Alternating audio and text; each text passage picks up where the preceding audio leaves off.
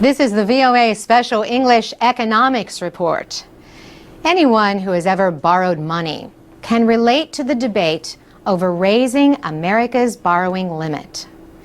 People who have reached their limit can try to ask their bank to increase it and go deeper into debt. Or they can cut their spending and try to get their finances under control. Or they can do both. Either way, they have to keep paying their bills. If they default on their debt, that only makes it harder and costlier to borrow in the future. In July, President Obama and congressional leaders held hours of sometimes tense meetings at the White House. Opposition Republican leaders agreed on the need to raise the borrowing limit by August 2nd, or risk the nation's first default. The argument was over how to cut deficits. Most Republicans oppose any kind of tax increase. Most Democrats in Congress oppose big cuts in government spending, especially social programs for retirees and the poor. Jerry Webman is chief economist for Oppenheimer Funds, an investment company.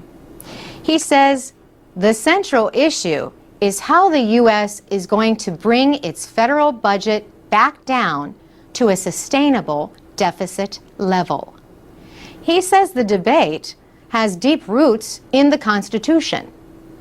The Constitution was written by people who were very, very suspicious of executive authority and built into the Constitution lots of ways in which the three branches of government could check and balance each other. Those three branches represent the President, Congress, and the courts. Congress passed the first debt limit law in 1917. That was to control the costs of America's entry into World War I. Today, Jerry Webman says the United States is going through an important debate on what services Americans can expect from their government. He says, "I think we may be looking at one of those almost generational changes in the role of the federal government in U.S. society."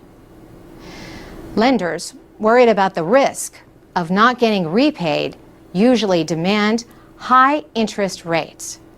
That has happened to heavily indebted countries such as Greece, Ireland, and Portugal.